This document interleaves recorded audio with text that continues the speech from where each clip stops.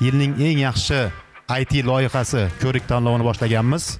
Bundan maqsad talabalarimizning qilgan ishlarini ko'rish, unga baho berish va ularni orasidan startapga moslarini tanlab olish. PDP ekosistemda juda katta ahamiyatga ega bo'lgan bir tadbirda ko'rib turganimdan xursandman. Eng xursand qilayotgani mana yosh bo'lishiga qaramasdan PDP Junior jamoasini ham kelib o'tirgani, shunga xursand bo'lyapman. Men PDP Juniorda 11 oydan beri o'qiyman. Men 11 oy ichida o'zim Adamga loyiha qildim. Моя игра называется Dino Game. И в нее можно поиграть любому человеку, если захотите. Но только есть одно но. PDP School tayyormi? Serverimizda asosiy daromadi donat keys va ranklardan keladi. Serverimizda o'rtacha oylik, o'tgan oyligi $200 bo'lgan.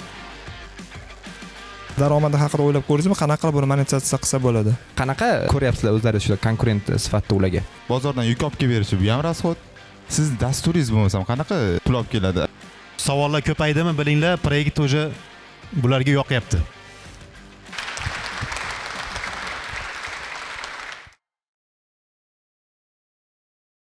Assalomu alaykum, hurmatli talabalar, hurmatli ustozlar va ota-onalar.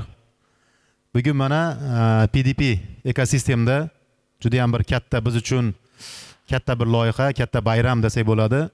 Chunki biz oylar davomida, kerak bo'lsa yillar davomida loyiha qilamiz. Va o'sha loyihani natijasini kutamiz. Qachon bir hayotga olib chiqamiz, bu loyihani ko'rsatamiz degan umid bilan kechalari bilan uxlamasdan kodlar yozamiz. Mana bugun o'sha ekosistem miqyosida o'sha 4 ta bizni katta loyihalarimizdan o'sha PDP Junior, PDP School, PDP Academy hamda PDP University talabalar o'rtasida bitta yaxshi yilning eng yaxshi IT loyihasi ko'rik tanlovini boshlaganmiz. Bundan maqsad biz talabalarimizning qilgan ishlarini ko'rish, unga baho berish va ularni orasidan o'sha startapga moslarini tanlab olish. Yilning eng yaxshi IT loyihasi ko'rik tanlovini ochib berish uchun so'zni PDP ekosistem bosh direktori, PDP University rektori Jemirat aka Po'latboyevich Mambetgarimovga so'z beramiz. Jemirat aka. Assalomu alaykum barchaga. Mana bugun sizlarni shunaqa shu PDP ekosistemda juda katta ahamiyatga ega bo'lgan bir tadbirda ko'rib turganimdan xursandman. Shu eng xursand qilayotgani mana yosh bo'lishiga qaramasdan PDP Junior jamoasini ham kelib o'tirgani, mana loyihalarni hozir ham menimcha qilib o'tirish shekilli birlar bilan maslahatlash nimadirlar qilishyapti. Shunga xursand bo'lyapman. Xudo xohlasa mana sizlar ham shu universitetdagi o'zingizlarni akaylarga o'xshagan shunaqa kuchli IT mutaxassis bo'lishingizni tilaymiz. Shulardan o'rganasizlar, shunga qatnashib. Maktab jamoalari ham xuddi shunaqa, universitet jamoalarining loyihalarini hozirgi Kamoldan aka aytganlaridek ularga sponsor topish niyatimiz bor. Hattoki o'zimiz o'sha loyihalar ichida yaxshi loyihalar ko'ra olsak, o'shalarga o'zimiz kirish homiy sifatida, birga bir co-founder, asoschi sifatida kirish niyatimiz bor. Shuning uchun xabaringlar bor. Hali ishga tushgani yo'q. Mana 3-etajda PDP Elevator loyihasini boshlaganmiz. Shu loyihadan ham maqsadimiz shunaqa. Shu sizlarni qilgan loyihalaringni rivojlantirishga birgalikda yordamlashib, xohlasanglar, agar sizlar rozi bo'lsanglar, biz ham o'sha yerda birga shuni olib chiqish maqsadimiz. Mana bu devor orqasida ham yozib qo'yganmiz, talabalarimizdan nimalar kutamiz degan. O'shalarning eng asosiysi ham shu, loyiha o'zini loyihasini yuritadigan startapchilarni yaratish. Bu oddiy mutaxassislardan ko'ra karra jamiyatimizga foydasini keltiradigan insonlar bo'ladi, startapchilar. Bular nafaqat o'zini o'ylaganini amalga oshirish, o'shani orqasidan ergashib qancha insonlarni ish bilan ta'minlaydi, qancha insonlarga manfaat tegadigan tizimlar yaratadi. Uni jamiyatga foydasi katta bo'ladi. Shuning uchun mana bugungi qilayotgan loyihalaringni kichkina sanamaslik kerak. Bu boshlanishi har doim shunaqadan boshlanadi. kichkina loyihalardan boshlanib, o'zingizlar bilmay qolasizlar, katta loyihalarni bir arxitektor bo'lib, o'shalarni rivojlantirib, o'shalarni bir mas'ul bo'lib yurganinglarni. Shuning uchun barchangizga muvaffaqiyat tilayman bugungi musobaqada. Shu o'zingizlarni qanaqa loyihalarga qanday nima deydi, vkladываться qilganinglarni maksimalni ko'rsatishinglarni tilayman. Rahmat hammaga.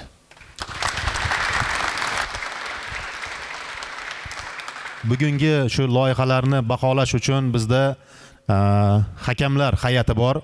Hakamlar hay'atini biz asosan o'sha universitet mentorlaridan olganmiz. Nimaga deganda bizda universitet mentorlarimiz asosan industriyadan, ya'ni ishlab chiqarishda shu sohada bir necha yillar davomida ishlab kelgan bizda mentorlarimiz bor. Ulardan mana biznes sohasi bo'yicha Uchqun aka, O'raqboyev bular o'sha biznes taraflariga javob berishadi. Bu loyihani qanchalik foydali ekanligini bular baholab boradi, taqdimotlarni. Obidjon Jo'rayev bizda Python mentorimiz. Bular shu kodni sifatiga, texnik taraflariga javob beradilar. Murzulbek Yusupov, bular ham bizni dasturchimiz, frontendchi. Bular o'sha interfeys taraflariga javob berib, qay darajada mukammal ishlangan ekanligini baholab borishadi. 3 ta hakam sizlarni har bir qilgan ishlaringni baholaydi. Taqdimot qilish uchun bizni eng yosh bo'lajak dasturchilarimizdan PDP Juniorni o'quvchisi Sagdiyev Muhammad Ali Mode Story loyihasi bilan bular taqdimotini olib boradi. Assalomu alaykum hammalarga. Meni ismim Muhammad Ali, familiyam Sagdiyev, meni yoshim 10. Men PDP Juniorda 11 oydan beri o'qiyman. Men 11 oy ichida o'zim Adamga loyiha qildim. Bu loyiha kiyim-kechak Mode Store, nomi Mode Store deb nomlangan. Bu loyihada kiyim-kechak sotib, onlayn do'kon bo'ladi.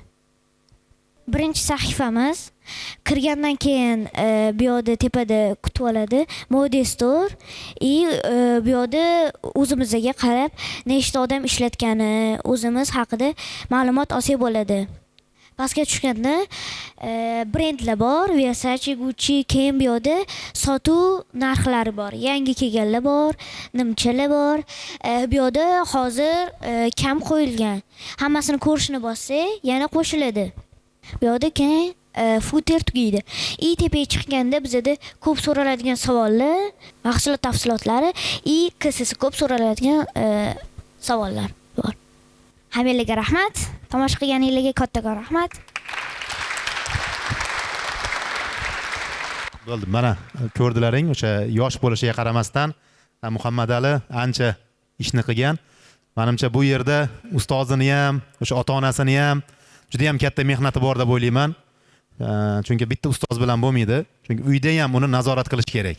Keyingi bo'lmasa ishtirokchimiz. Всем здравствуйте, меня зовут Музафаров Шкрулах, я учусь в 6 классе, школа номер 298, и мой проект на сегодня заключается Dino Game. Положение для прыжка динозавра. Для этого я использовал PMK Get Pressed и разрешил командами прыгать dinozavru при нажатии пробела. Assalomu alaykum hammaga. Mening ismim Alixon, men 10 yoshdaman. Men PDP Juniorda 2 yildan beri o'qiyman. Men Python kursini tugatib, bu yil xudo xolasa front-end kursini tugataman. Abduhalil Zokirjonov. Men veb-sayt yasadim.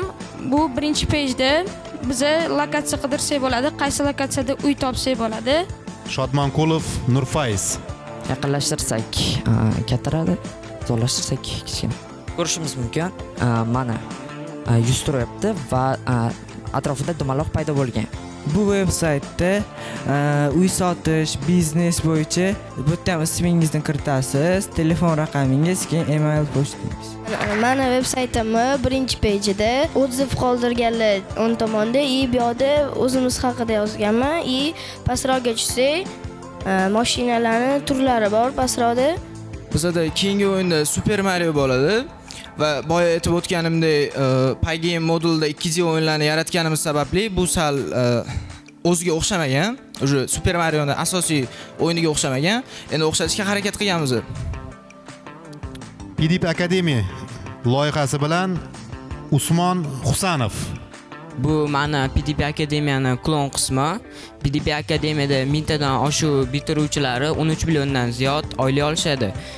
Agar sizlar PDP Akademiya haqida batafsil ma'lumot olmoqchi bo'lsangiz, ismingiz bilan telefon raqamingizni qoldirib ketsanglar, PDP Akademiya administratorlari sizlarga telefon qilib batafsil tushuntirib berishadi. Keyingi loyihamiz bizda Nig'matullayev Salohiddin. Bu loyihada Instagram, Facebook, Snapchat, shunga o'xshash ijtimoiy tarmoqlardan media saqlab olsa bo'ladi. Endi menga hozir o'sha ko'ngilli bitta ota-ona bir o'z fikrini bildirsa, mana farzandlari to'g'risida juda ham bir yaxshi bo'lardi, chunki bizga kelgan payti qanaqa bo'lgan bolalaring va hozir qay darajada ko'ryapsizlar? Assalomu alaykum. Avvalambor PDP Juniorga borishdan oldin o'zini baribir intilishlari bor edi, qiziqishlari bor edi. O'sha yo'nalish bo'yicha imkon qadar qo'llab-quvvatlaganmiz. Ko'rib turibmizki, ko'p vaqt o'tmasa ham shu o'zini tirishqoqligi, mana masalan bitta men o'g'lim misolida gapiryapman. Shu hamma davrada turganlar o'zini tirishqoqligi orqali mana shu ancha anaqalarga erishishgan ekan. Endi qolgan ota-onalarga imkon qadar to'g'risini aytganda o'sha o'zini farzandini imkoniyati, qiziqishi, yo'nalishiga qarab imkon qadar turtki berib, yordamlashib olib, dalda bersa, xudo xolisa bitta joydan chiqadi, o'zini ko'rsatadi. To'g'ri. PDP School tayyormi? Assalomu alaykum, hurmatli hakam va qatnashuvchilar. Biz 10 sinf o'quvchisi, men Mahkamboyev Behruz, Zokirov Jasurbek va Behruz va Husanboyev Hojakbar. Hop, biz 4 oy 6 oy ketgan loyiha qildik, komanda yig'ib.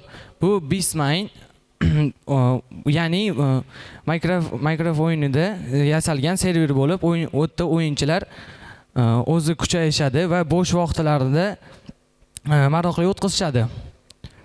Hop, bu taqdimotda gaplashib o'tamiz. Backend, ya'ni serverimiz qancha oldin ochilgan, qancha turadi, nima hosting ishlatamiz va qanchalik himoyalangan, qancha daromad kelib ketadi va oxirida future, ya'ni kelajakdagi maqsadlarimiz. Hop, birinchisi bu hosting. Biz Hezner Cloud hostingni ishlatamiz. Lokatsiyasi bu Finlandiyada, ya'ni Yevropada joylashgan bo'lib, bu o'yinchilarga ancha qulayliklar yaratib beradi. Bu tezlik, internet tezligi sifatida nega bu aynan Heznerni tanlaganmiz hostingga? Chunki bu ancha mukammal va optimal hostinglardan va aynan Minecraft uchun ochilgan hosting. Keyingisi Jo'rayev Behruz sizlarga gapirib beradi. Bizning serverimizga kelsak, bizning serverimiz $68 to'laymiz. Bu yangi server. Biz integration mnogoyaderniy oldik, chunki bizda bo'layotgan serverdagi ma'lumotlar va rejimlardagi o'yinchilarga imkoniyat yaratish uchun 128 GB bu bizda serverimizda hozir asosan 3 ta rejim bor. Shu rejimni eng ko'p o'ynayotgan odamlarga qulaylik yaratish uchun kerak bo'ladi va 2 TB SSD oldik. Serverda har kuni bizda o'rtacha 80 GB narsa saqlanadi. Va hozir shu qo'ygan serverimiz 3 oy ichida ishlab kelmoqda. Va keyingisi shu 4 oy ichida ochilgan serverimiz bo'lsa, 10,000 shu 3 oy ichida bo'lsa, 10,000 ta odam registratsiyadan o'tgan serverimizda 3 oy davomida. Hop, bir vaqtda maksimal son o'yinchilari 85 ta plus bo'lgan. Hop, TPS-ga kelgan bo'lsak, stabilniy TPS 19.8 bo'lgan. O'zi maksimal 20. Agar serverda nagruzka tushib qolsa, TPS ham pastga tushadi. Maksimal 400+ deb yozilgan. Maksimal odam 400+ odam kira oladi. Shungacha ko'tara oladi server. Shuningdek, kelajakda biz rus o'yinchilar uchun optimizatsiya qilmoqchimiz, chunki hozir bizda faqat hamma narsa o'zbekchada va hamma narsa o'zbek o'yinchilar uchun moslashtirilgan. Kelajakda biz o'sha hamma rejimlarni ruschaga o'tkazib, server ham ruscha qilib, hamma narsani rus tillariga mos qilib to'g'rilab chiqamiz, xudo xolasa. Keyin biz yangi professional Java developerlar olmoqchimiz. Yangi pluginlar va o'zimizga kerakli pluginlar osonroq va yaxshiroq yaratish uchun. Hop, eng ko'p berilgan savollar. Nega aynan o'yin oddiy proyekt tanlamadik? Chunki oddiy proyektlar rivojlanishi va ertaga biror bir foyda olib kelishi juda shansi kam va biz bu proyektni tanladik. Yoshlikdan bu o'yinga men qiziqqanman juda ham, o'rtalarim ham va bir ikkita seriallardan o'ynab biz o'rganib kelganmiz va maqsad qo'yganmiz. Va mana shu yil 3 oy ichida yaratib va katta narsalarga erishdik va hozir O'zbekiston ichida bu bizning serverimiz 2-o'rinda turibdi. Xudo xohlasa 1-o'ringa chiqib olamiz. Agar savollaringiz bo'lsa bersangiz bo'ladi. Keyin bizning kanallarimiz bor va saytimiz bor. Kirib tekshirib olsangiz bo'ladi. Keyin bu qanchalik darajada nima deydi, erkin adventure ham bor, 3 ta yo'nalishi bor ekan, tushunganim bo'yicha to'g'rimi? Adventure bor ekan, survival bor, anarxiya bor, PvP bor, to'g'rimi? Asosan hozir odamlar anarxiyada o'ynayapti rejimda. Bu yerda ikkita rejim bor. Birinchi serverda qiyinroq rejim u, ikkinchi server oddiy o'yinchilar uchun-da. Asoslashgan. Surreal hozircha biz ishlab chiqmoqdamiz va yaqin atrofda qo'yamiz-da. Unga ham keyin reklama olib qo'ymoqchimiz. Daromadga chiqish uchun yana qanaqa yo'llar o'ylayapsizlar? Daromad chiqishganmi? Men hozir o'ylayman, agar biz birinchi o'rin olsak, 3 millionni olib, shuni 2 millionni reklamaga tiqib, odamlarni ko'paytirmoqchimiz-da. Asosan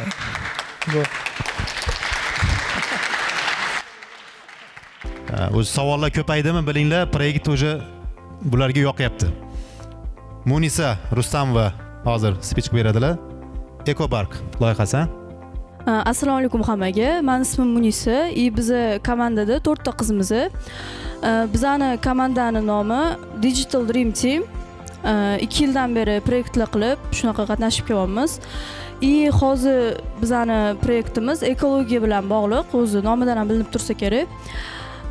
Nima ekologiyani tanlaganmiz? Chunki ekologiya hozir tim bo'li O'zbekistonda rasani ustlashib ketyapti. Buni asosiy problema, ya'ni buni asosiy yechimi kerak bo'lgan problema odamlarda ekologiyaga bo'lgan bilimlarni yetishmovchiligi. Ya'ni hozirda odamlar ekologiyaga uncha yaxshi e'tibor qilishmayapti, chunki qanchalik odam uchun bu muhimligini bilishgani yo'q. Xo'p, bizning proyektimizda bunga biz yechim topganmiz hammasiga.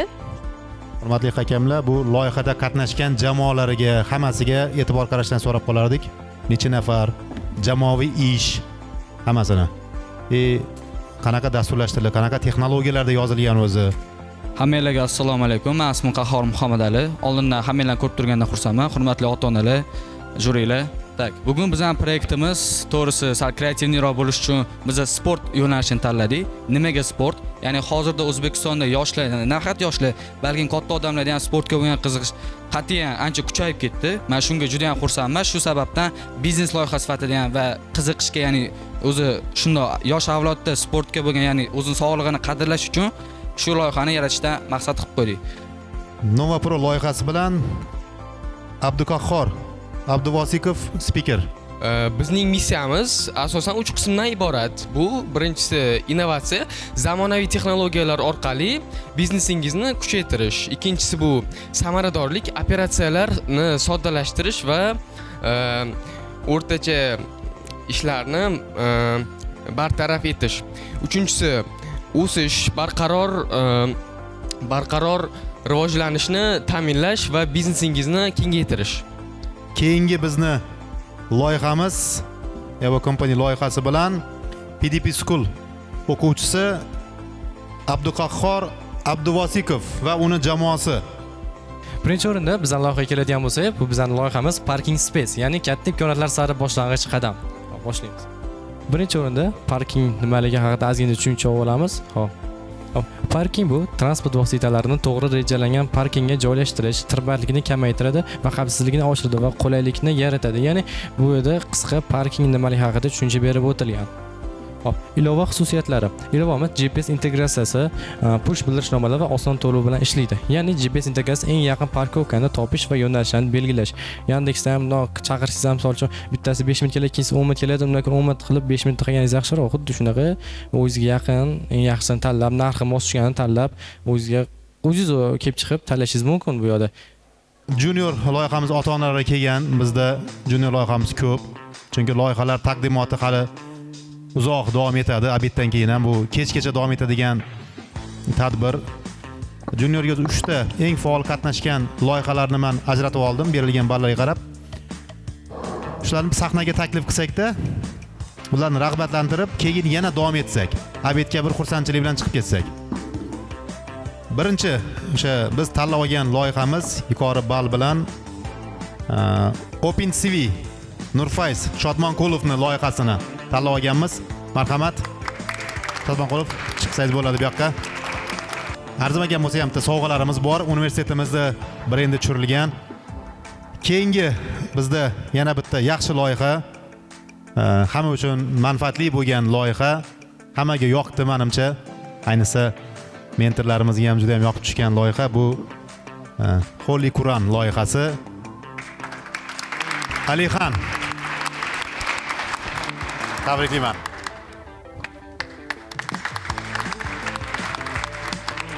Juda ham o'zini chiqishlari bilan bizda katta taassurot qoldirgan hamda o'sha birinchi bo'lib sahnaga tashrif buyurgan bitta bizni kichkina bitta yigitchamiz bor.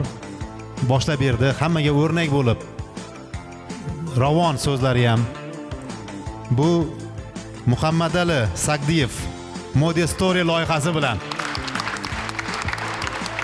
Tabriklaymiz.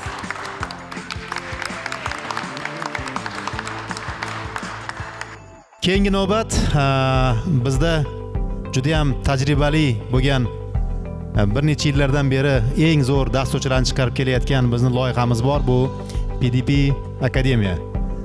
Bu yerda hozircha o'zimiz Dart, Java, JavaScript, Python mashhur tillar bo'lgani uchun shularga xos savol tuzib chiqqanmiz. Bu yerda o'rtacha savollar tuzilgan, ya'ni junior, middle, senior. Bu yerda aniq hard savol emas, o'rtacha har bir daraja uchun tuzilgan. Bu offline ishlaydi bu darajada. Keyingisiga o'ting. User o'zini dasturlashtirishni tanladi. Qachonki 20 ta savol tugagandan keyin natijasini ko'rish mumkin. Keyingisiga o'tkazing. PDP Akademiya talabasi tomonidan taqdim etiladigan Qo'shni Pay. Assalomu alaykum hammaga. Birinchi bo'lib so'rab olay, hammamiz hozir trendga chiqqan bo'lib to'lash rasstrochka mavzusi bo'yicha gaplashamiz. Kim bu narsadan hammaning xabari bor? Kim bu narsadan zakaz berib ko'rgan yoki ish tushgan? Bizdagi asosiy maqsad ikkita odam o'rtasida istalgan mahsulotni rasstrochkaga rasmiylashtirish. Kupay hozirgi yangi avlod startapi. Bu startap adashmasam men hali ichkarida ko'rmadim. Kamronbek tomonidan taqdim etiladigan loyiha bu Game Launcher loyihasi. Front-end ustozlarimiz aytishi mumkin, interfeys jihatdan ajralmay turadi. Oddiy Python kutubxonasida yozilgan deyish mumkin, lekin dasturlash bu prosta interfeys emas. Agar dasturlash faqat interfeys bo'lganda hammamiz Figmada o'tirardik. Muhimi funksional deb o'ylayman va botning asosiy funksiyalari bu yerda faqatgina telefonnigina ko'rsatib ketilgan, lekin ozginchadan keyin ko'rsataman. Tak, botimda 4 asosiy funksiya bor. Bu hozirgina aytib o'tgandek, bu botimizda agarda siz xuddi shu sohaga qiziqadigan bo'lsangiz, haydovchilikka topshira olasiz. Ya'ni o'zi bizning kompaniyaga haydovchi bo'lib kira olasiz. Ko'ramiz bugun PDP universitetimiz talabalari bizga qanaqa sovg'alarni tayyorlab kelishgan. Assalomu alaykum, avvalambor hammaga. Xo'p, biz bu loyihani Kamoliddin akam aytib o'tgandek 6 oydan beri nimaga bunchalik 6 oy cho'zilib ketdi? Sababi birinchi kursga kelganimizda bizlarda bu loyihani o'ylab chiqishdan oldin ko'p muammolarga duch keldi. Birinchi biz muammo haqida gapirib bersak sizga. Muammo qanaqa duch keldik? Bizda libraryga kirganimizda shunaqa muammolar keldi. Studentlarimizda ham kuzatildi. Kitoblarni olishda, kitoblarni ko'rishda, kitoblarni biz misol uchun qidirmoqchi bo'lsak yoki ko'rmoqchi bo'lsak libraryga ichiga kira olmaymiz. Sababi mumkin emas va ko'rishimiz kerak. Nimadan? Telegram kanali bor. Telegram kanalidan 16 mingta kitob bor. U 6 mingta kitobni biz ko'rib chiqqanimizcha u juda ham ko'p vaqt. bu. Keyin kitob olmoqchi bo'lsak, bizdan talab qilishdiki, student ID yoki pasport berishimiz kerak o'rniga. Shtobi nima uchun? Kitobni biz vaqtida qaytarib olib kelib berishimiz uchun. Chunki biz misol uchun shunaqa talabalarimiz ham bo'lishi mumkin, ozgina o'qib qiynalib ketgan bo'lishi mumkin. Kitob olgan, lekin olib ketib qolish. Bu muammolar. Yana muammolarimiz bo'ldiki, studentga kitob berganda u barcha ma'lumotlarini daftarda qayd qildi.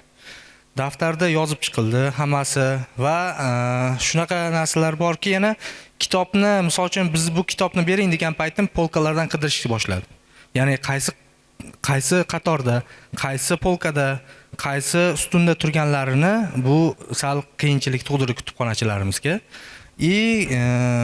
Studentlarni yana bir narsasi bor bu yerda, book club bor. Bizda klublar bor studentlar universitetda.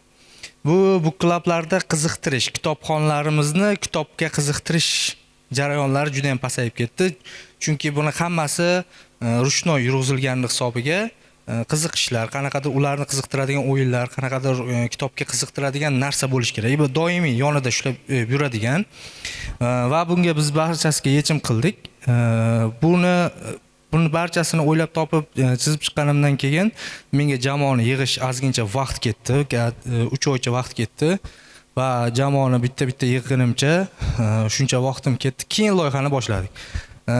Bu loyihani boshlashdan oldin men jamoam bilan bir tanishtirib olsam, chunki bu loyihani jamoam qilgan. Bizda backendchimiz bor, Abdulloh ukamiz, bizni backenddan Pythondan yozadi. Bizda frontendchimiz bor, Jamshidbek, bu polni Jamshidbek o'sha frontend tomonidan. Bizda appchimiz bor, Akbar Shoh, polni app versiyalarimizni yozadi va bizda dizaynerlarimiz Abubakir va Gulshodalar, bizda o'sha dizayner qismini polni yozadi va bizning ustozimiz bor. Bizning ustozimiz yaqindan yordam bergan Mirzo-Ulug'bek aka qaqadir chiqdi bizga, loyihamizga. Ustoz orqada kattagan rahmat, ustoz doimiy texnik tomonlama, har tomonlama bizga kattadan yordam berdi. Xo'p, loyihamizni boshlasak, o'tkazamiz oxirigacha. Loyihamiz, buni hammasini bittalab hozir tushuntirib yotmadim. Bizda 3 ta versiya bor. Admin panel, boshqaruv paneli. Butun tizimni boshqarib turadigan, o'sha hammasini studentlarni boshqarib turadigan. Bularni hozir bitta-bitta tushuntiraman. Bizda user qismi bor va ular hammasi to'g'rilanib, respons shakliga olib kelingan va bizda app versiyamiz bor. Qulay bo'lish uchun xohlagan odam kompyuterda, xohlagan odam telefonda foydalanish mumkin. Endi bu yog'ini hammasini biz slaydga tiqmadik. Real loyihada qanaqa ishlayotgan bo'lsak, Figma'da bo'lsa Figma'da ko'rsataman, kodda bo'lsa kodni, appda bo'lsa app versiyamizda telefonni bersang, telefonni hozir beramiz, o'zlaringiz ko'rib olasizlar. Va Figma'dan boshlaymiz. Birinchi admin panelimizni bosh kirish qismi. Bizda ikkita bitta foydalanishga beradi va super admin va oddiy admin. Super adminimiz kutubxonamizda 2 kishi ishlaydi. Главный admin shu kutubxonachimiz bor va uni yordamchisi bor. Bizga yordamchisiga barcha rollarni bera olmaymiz yordamchisiga, chunki bu yerda kim tomonidan kitob berilgan, ertaga yo'qolishi bor, boshqasi bor. Kim tomonidan berilgan barchasi, kim nima ish qilishi rollari bor. Buni 2 xil holatda berilgan. Главный admin kirish mumkin va oddiy admin. Bu bizga uchun xavfsizlik uchun ham kerak. Dart modlar qilingan va keyingisi bu dashbordimiz. Главный dashbordimiz mana shu holatda hozircha. Bu yerda statistikalar va aktiv studentlar va bron qilingan kitoblar va hozirgi kunda buni qo'shdik. Eng ko'p shu faol bo'lgan talabalarimiz, eng ko'p shu kitob o'qiyotgan talabalarimiz hammasi o'rinlarda ko'rinib turadi. Bularni endi xudo xolasa universitet bilan kelishilgan holatda yutuqlar qo'yishga kelishamiz. Xudo xolasa qanaqadir yutuqlar, qanaqadir sovg'alar bersak, menimcha ko'pchilik manfaatdor bo'lar. Xo'p, bizda bo'limlarimiz bor. Student bo'limimiz bor. Student bo'limlarimizda studentning barcha ro'yxatlari, bu yerda studentlar kredit qilishimiz mumkin.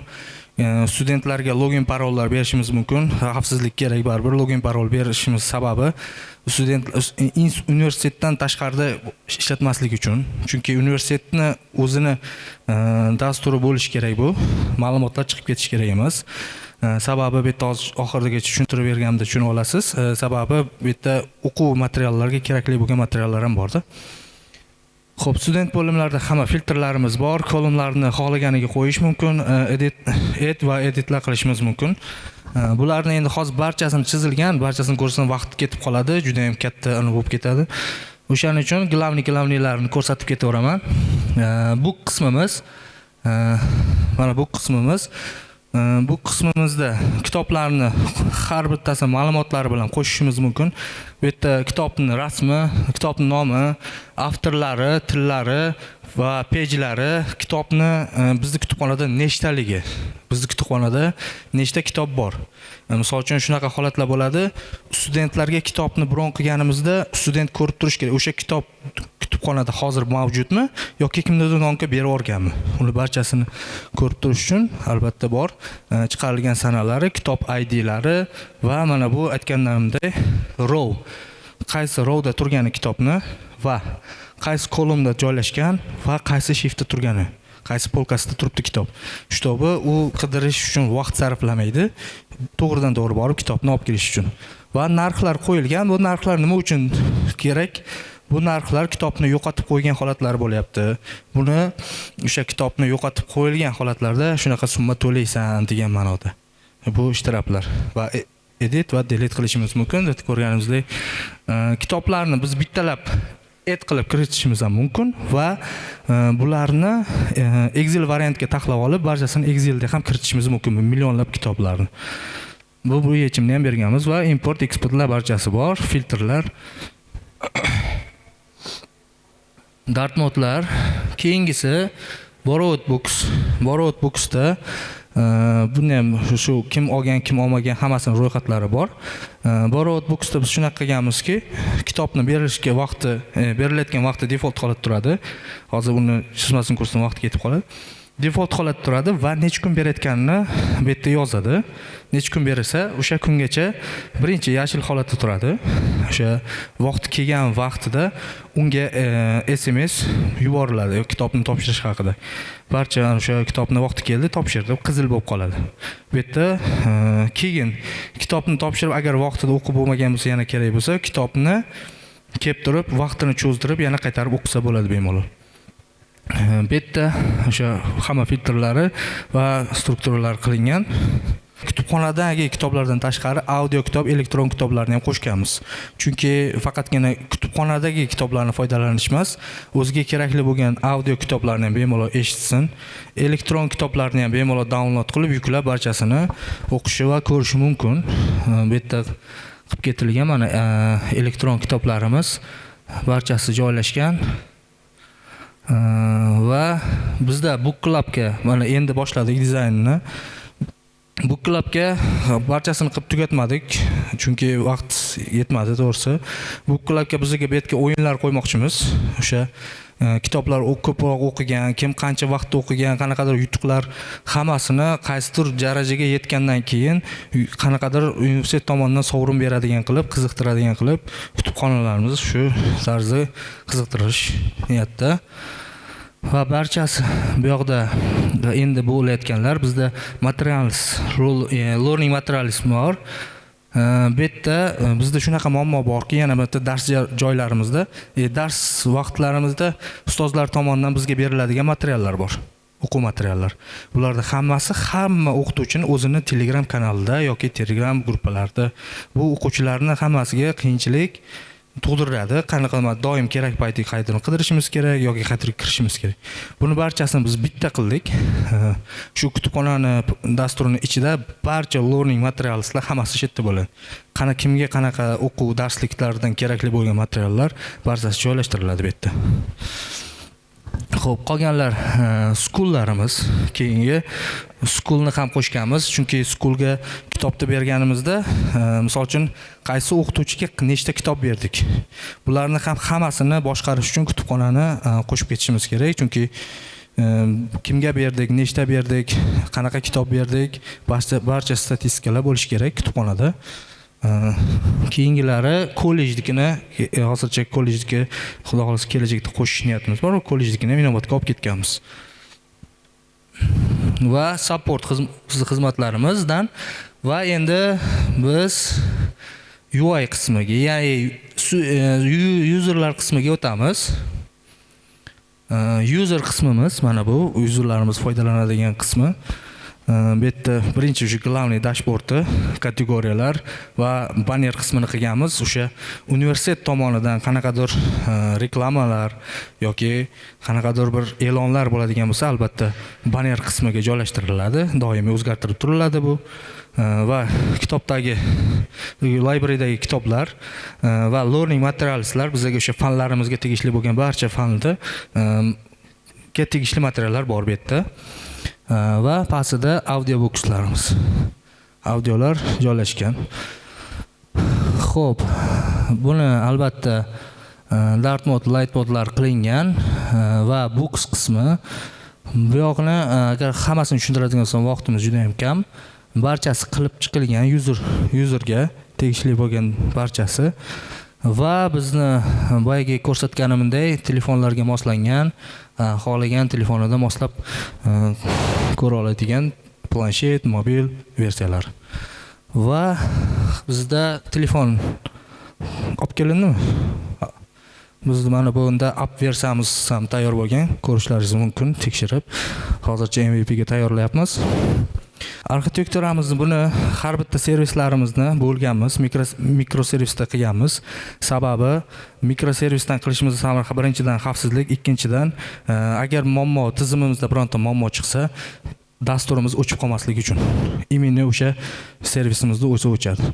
Barcha student book va road book audiolarni, elektron klublar hammasini, learning hammasini biz mikroservislarda bo'lib chiqqanmiz. Biz yana bir mikroservis qilganimizning sababi xohlagan tilimizda, xohlab backend, xohlab Node.js da yozaveramiz. Hozirgi kunda bu ham backend, ham Node.js da ko'tarilyapti. Sababi o'sha mikroservis qilganimiz bizga ham juda yengillik beradi bu. Va Dockerda, hozirgi kunda Docker ko'pchilik programmistlar bilsa kerak, Dockerda ko'taryapmiz. Sababi o'sha konteynerda o'ylab turib, keyinchalik agar servislarimiz ko'payadigan bo'lsa, buni barchasini Kubernetesda ko'tarish rejalashtirganmiz. Hozircha mana shular tez orada MVP o'zi bugun tayyor bo'lish kerak edi va hozir user qismimiz mana tayyor bo'lgan qismi MVP ga tayyorlayapmiz.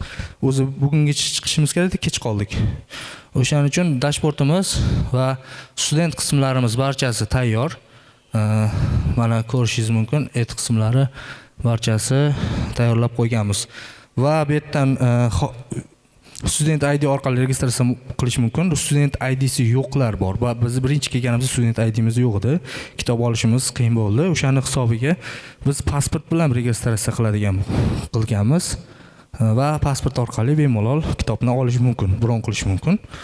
Va parolini esdan chiqarsa, bu yerdan parolini ham change qilishimiz mumkin. Hozircha mana shular. Rahmat. Birinchidan aytmoqchi edim, dizayni yaxshi, menga yoqdi. Прям реально как, hozir so'radim-da тоже Obidjon akadan. PDPni dizayn sistemasi bormi, yo'qmi deb so'radim-da. Vроде yo'q, lekin ekosistema dizaynisiga to'g'ri keladigan joylari bor. Dizayni yoqdi menga. Endi savol, bir nechtadir savolim bor. Mana birinchisi, bu analitika ichida bormi? Misol uchun siz aytdingiz, sizlarda oddiy o'qiydigan kitoblar bor va elektron kitoblar bor va audio kitoblar bor.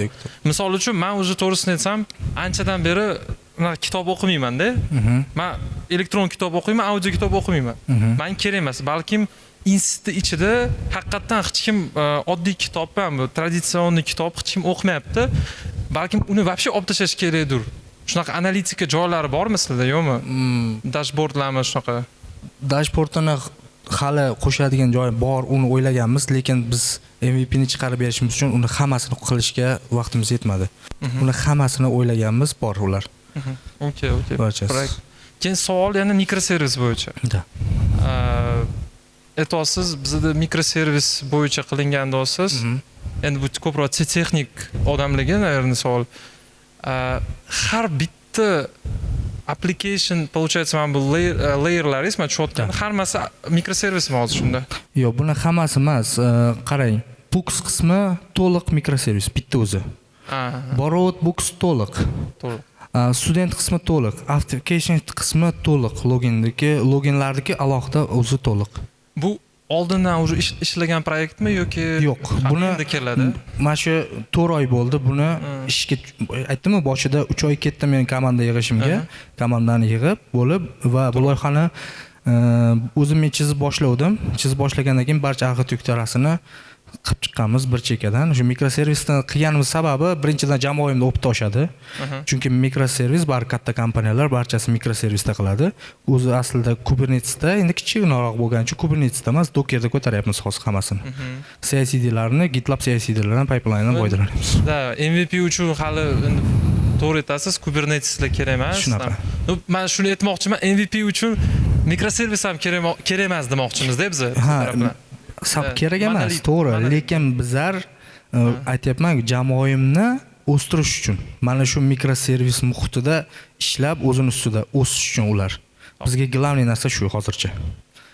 Yana bitta savol bo'lmasa, mikroservis gRPC da qurilganmi yoki REST API da qurilganmi? REST API da. REST API. Bo'ldi, rahmat.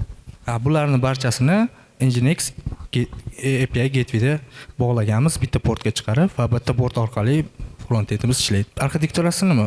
Buni hozir aniq qila olmaymiz, nari kompyuterimizda qoldi, vaqt yetmay qoldi. Xo'p, ta'sir, menimcha bu o'sha ishlatishga yetarlicha narsalar bor. Buni nimaga hali ham ushlab o'tiribsizlar? Men hayronman shu gap. Buni o'sha ishlatib, o'rnatib, baglarni to'g'rilab, keyingi etaplarini bu ishlayotgan production o'zida menimcha yana qo'shib ketaversanglar bo'ladi, chunki bu men hozir ko'rayotgan narsani perfekt qilib keyin o'rnatamiz degan narsaga o'xshab qolyapti, lekin bu unchalik to'g'ri, hozirgi paytda unchalik to'g'ri deb o'ylamayman. Tayyor bo'lgan narsalarni o'zim sochani borrow qilishlari, hozir bizda elektron kitoblari ular tayyor ekan, ularni menimcha o'rnatib berib ishlatishga bersa bo'ladi yetarlicha. Endi faqat u yerda yana hali integratsiyalari ham bor-da, chunki siz hali buni student ID'larni bu Chemis'dan yoki LMS'dan olib uni o'rnatib, uni birlashtirishingizga ketadigan vaqtlari ham bor. Shunaqa. Siz lekin bu yerda o'sha boshqalarini ham qo'yasizlar, ya'ni meni hozirgi holatingizda tarqog'iga ketayotgan, o'zi yaxshi zo'r edi, yaxshi ketyapti, faqat nima deydi, fokus rezultatga emas, ko'proq o'zinglarni rivojlantirishga ketib qolayotgandek tuyulyapti. Menimcha rezultatga qaraganingizda yana ham maqsadga muvofiq bo'lar deb o'ylayman. Bizlar rezultatga ham qaraymiz, faqatgina tez qilib chiqara olib bera olmadigim sababi bizning birinchi kurs ham darsliklarimiz bor. O'shaning uchun doimiy harakat qilyapmiz tezroq ishlashga, lekin baribir katta fokusni qarata olmayapmiz, chunki darsimiz ham borligi hisobiga. Bu endi tezroq chiqarib beramiz. Hozirgi kunda MVP'mizda student qismini bo'ldi, Books qismini tugatishimiz bilan Books qismini sirazi MVP'ga beramiz. Keyin bitta yana komandaga ancha bitta ikkita odam kerak bo'ladi. Bitta nimaga development tushunarli. O'sha dizaynlari, project management tomonlari va o'sha development tomonlari tushunarli. Endi buni o'rnatib berish implementatsiyasiga alohida odamlar shug'ullangani yaxshi. Tavsiyalarim. Rahmat. Zo'r loyiha.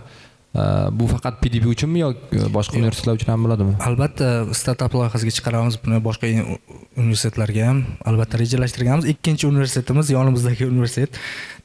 O'shanga rejalashtirib turibmiz amaliy fanlarga. Zo'r. Rostdan zo'r loyiha. Chunki men universitetda o'qiganimda ko'pchilik bilsa kerak, kitobcha bo'ladi. Kitobcha bilan kontrol qilishadi u narsani. Anaqa kutubxona uchun kinishka. Menimcha bunaqa startup bilan yaxshi ideya. Rahmat. Boshqa universitetga chiqishga. Zo'r. Rahmat.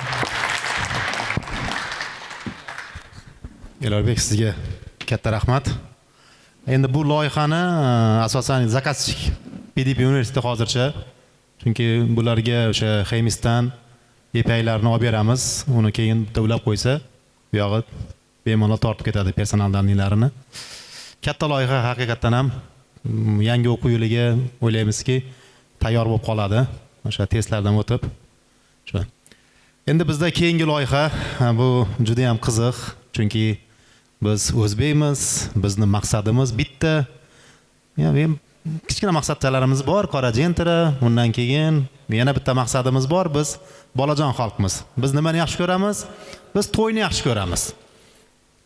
Maqsadimiz pul yig'amiz, to'y qilamiz, pul yig'amiz, to'y qilamiz.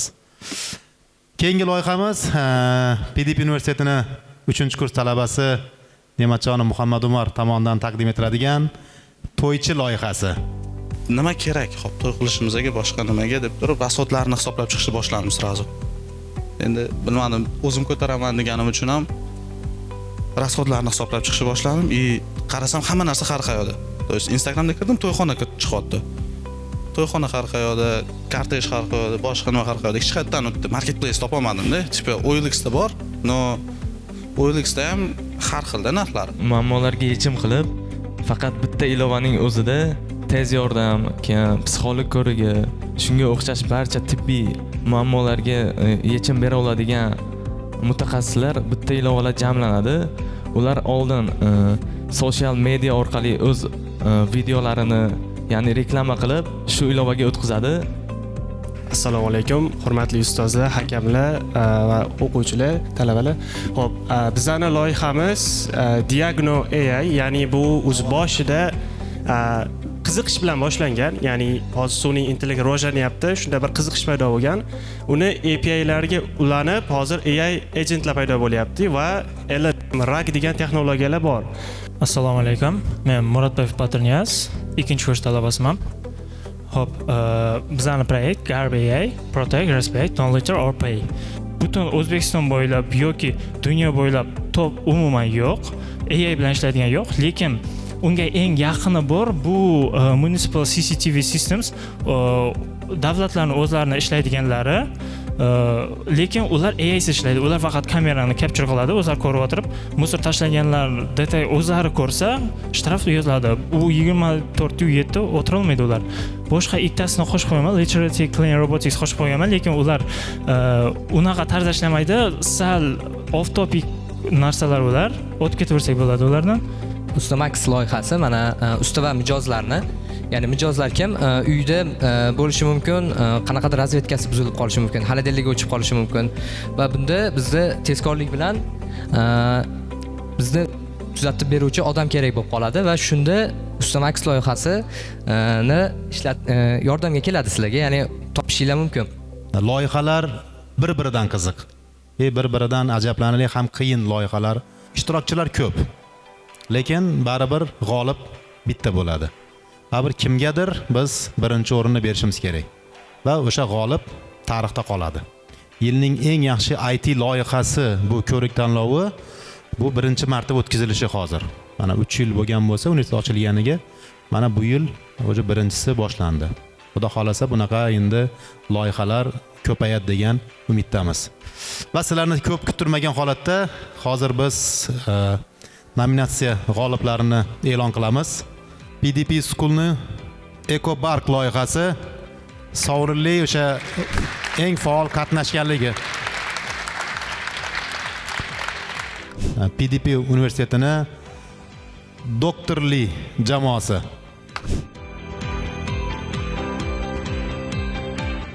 Talabalar o'rtasida o'tkazilgan yilning eng yaxshi IT loyihasini sovrinli 3-o'rin jamoasi Qo'shni Pay jamoasi. PDP ekosistem talabalar o'rtasida o'tkazilgan yilning eng yaxshi IT loyihasi ko'rik tanlovida faxrli 2-o'rinni egallagan jamoa bu PDP School'ning Best Mind jamoasi. 2 million pul mukofotiga bular ega bo'lishdi. PDP ekosistem talabalar o'rtasida o'tkazilgan yilning eng yaxshi IT loyihasi ko'rik tanlovida faxrli 1-o'rinni egallagan jamoa bu PDP universitetining Library CRM sistemasi jamoasi. O'sha va'da qilingan 3 million so'm pul sizlarga nasib qildi. Tabriklaymiz, omadlaringizni bersin. Avvalambor mana shu universitetga rahmat, Odil akaga rahmat, asnomli. Shuncha bolalarni bitta joyga yig'ib, ilm berib, bizni o'tirgani uchun keyingi o'rinlarda ustozlarimizga kattakon rahmat. Bizni shu kungacha o'qitib, kerak bo'lgan barcha ilmlarni berib, shu natijaga yetkazdi. Kamoliddin aka, sizga kattakon rahmat. Bizga yaqindan yordam berib, ideyalarni berib turganingiz uchun. Eng katta rahmatimni men jamoamga aytaman. Shu jamoa bo'lmasa men bu loyihalarni qila olmasdim. Albatta bu jamoamga yutuqlari, buni hammasini jamoamga topshiraman. Sizlarniki bu. Tabriklayman yana bir marta. Hammalaringizga rahmat, hakamlar, sizlarga ham kattakon rahmat. Sizlarga ham katta rahmat. Menimcha izlanishdan to'xtamaysizlar. Bu hali bu loyihalaringni o'sha birinchi bir kichkina bir rag'batlantirishi. O'ylaymanki, bu loyiha oxiriga yetgan paytda bundan da kattaroq sizlar rag'batlantirishga munosibsizlar. Chunki qilayotgan ishlaring, hammani qilayotgan ishlari shunga arziydi. Bu arzimagan bir nima deydi, e'tibor. Agarda bugun kimdir o'rin olamagan bo'lsa, hech ham xafa bo'lmasin. Sizlar hammalaring g'olibsizlar. Chunki men shu sahnaga chiqib bitta loyihani ko'rsatishni o'zi bitta g'oliblik. Chunki ko'rdilaring, bizda salkam 3000 nafar talaba o'qiydi. O'shandan bugun mana 80 nafar talaba proyektini qilib mana sahnaga olib chiqdi. Bu o'zi emas. Bu nima deydi, bir 5% talabasi. Bu sizlar eng zo'rlari sizlar baribir. Bu yerga chiqib gapirish, bitta proyekt qilish o'zi bo'lmaydi bu narsani. Buni dasturchilar juda ham yaxshi tushunadi. Asosan katta dasturchilar ba'zida shunaqa xatolar chiqadi. Kerak bo'lsa haftalab o'sha xatoni topish uchun ustida o'tiriladi. To'g'rimi? Buni ko'pchilik biladi dasturchilar. O'shaning uchun yigitlar, qizlar, sizlarga katta rahmat. Salomat bo'linglar.